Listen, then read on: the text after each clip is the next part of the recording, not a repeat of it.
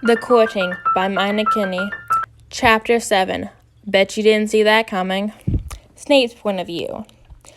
Dumbledore had invited me to another meeting of his order, and I was going to tell him about the capture of Harry Potter. I kissed my husband and said goodbye to my son and left the estate. It was a sunny day, and it felt hot inside my dark robes. I had applied a glamour, like always when I left the mansion. Out of routine, I apparated to Grindelwald's place, when I remembered that the order couldn't enter the residence of the Black family, since Sirius Black didn't make Trunks the heir, the only member with the Black blood, but his godson Harry, the heir to the Black family. Dumbledore had first booked a room at Gringotts, but when they found out that he stole from Harry, they threw him out. Now they had to meet in the Burrow. Each time I saw the ugly house, I wondered why it hadn't broken down yet. Inside, it always overflowed with magic, too much even. Everything moved and not much was done by hand. That's one thing Tom wanted to change. They overused the magical powers. Magic was a gift, and throwing it around wouldn't help anyone. It can weaken the wizard and even the whole family. Magic, like a meniekemie, is submissive magic, only active for a moment, because it destroys another. But a glamour, for example, is a charm with a longer duration that takes a lot more magic from the core of a wizard. It doesn't mean those spells are bad, but just like when too many machines are on in a household, the electricity shuts down and the spells stop working suddenly. And the core of a wizard is hard to repair, or the spells latch onto another wizard and will drain his core too. I entered the house and didn't bother greeting anyone. Mr. and Miss Weasley were talking about some unimportant matter concerning Mr. Weasley's love for Muggle items. The eldest Weasley son, Bill or something, was bragging about his fiancée. The girl always bragged about her Veela ancestors, but had clearly no Veela blood in her. The two of them were a good match, both stuck up and focused on looks. I couldn't spot Charlie, like always. I wasn't even sure if he was a part of the order. Percy was being his overly serious self, trying to show how grown up he was. Like a 3-year-old trying to convince his parents that he was old enough to stay up longer. I didn't see the twins. They were most likely busy with their own shop. Aside from Charlie and Bill, they were the only ones of the Weasley offsprings that were able to make their own money. A traditional family would have made sure that each of their children, over the age of 15, would make work experience, even when it was a small one. But the Weasley family wasn't a blood trader family for nothing. Ronald was snogging Granger in the corner, and the young Weasley was touching up her shitty makeup while flirting with everything that had a penis. First, she wanted to marry my son. Now she was trying to find someone she could cheat on her boyfriend. That girl had nerves.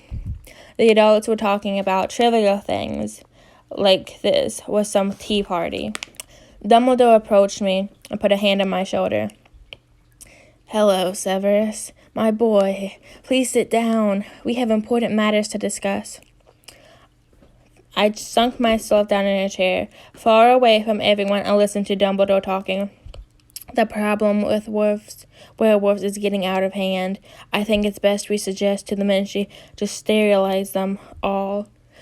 They are dark creatures and will surely follow Voldemort." I shook my head. Directly next to Dumbledore sat Lupin, a werewolf. Remus had been completely white. He had just made Trunks, and that would destroy the hope for a child. We also need to capture unicorns and treslas that are still free. We can't let them be taken by the dark side for their evil intentions.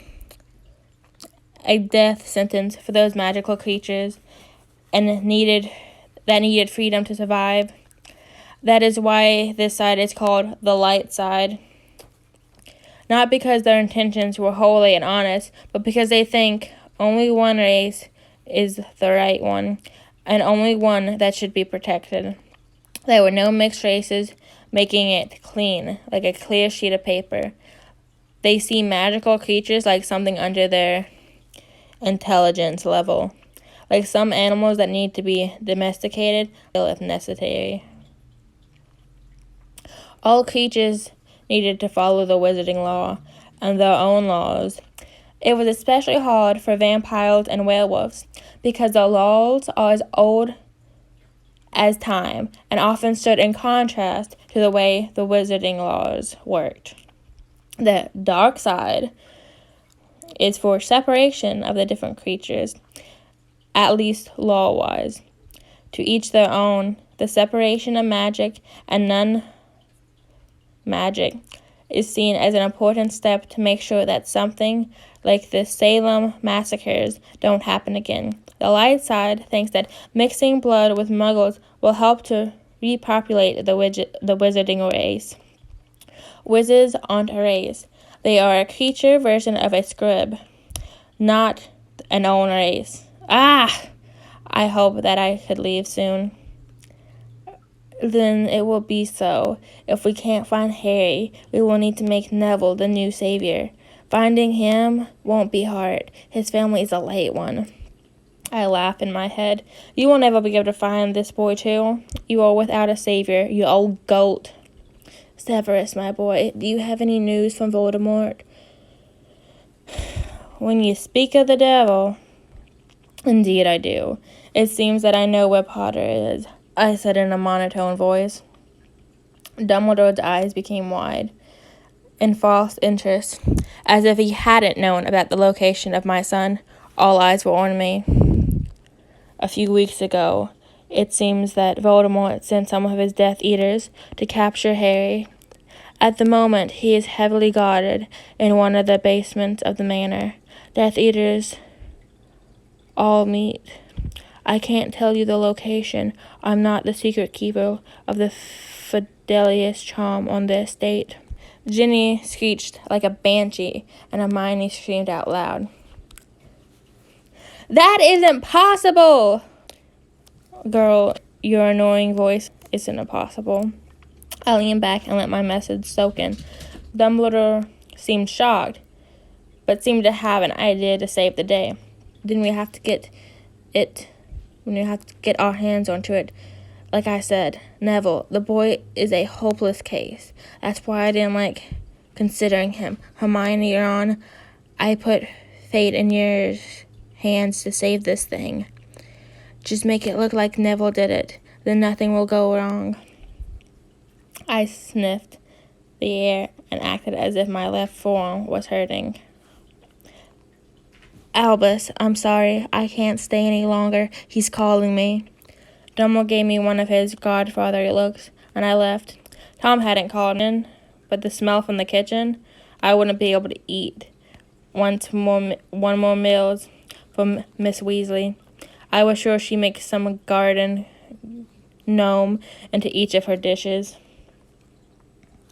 While gagging about the thought, I apparated back home, entering and took off my glamour. I stepped into the master bedroom, but Tom was nowhere to be seen. I wished he was here. I could still feel Dumbledore's touch from the meeting. I just opened the 2 bottom buttons of my robe when 2 hands tore mine from the third. I felt a gentle kiss being placed on my neck. I can smell him all over you. I don't like it. Then my husband kissed over our mating mark he placed on my shoulder and wrapped his hands around my hips, possessively. That was the reason I decided on him, just after 3 months of courting. There wasn't many suitors to begin with. It was a dark time for any creature to come from an abusive household. My father forced me to call him Tabulous, because no son of his will be a freak. At Hogwarts, the Marauders had made sure I was an outcast and nobody had wanted to be my friend, aside from Lily.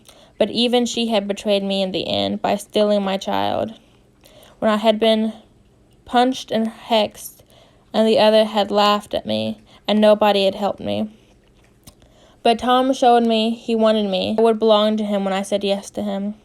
Now I had someone that cared about me, even got angry when someone else touched me, and I loved it.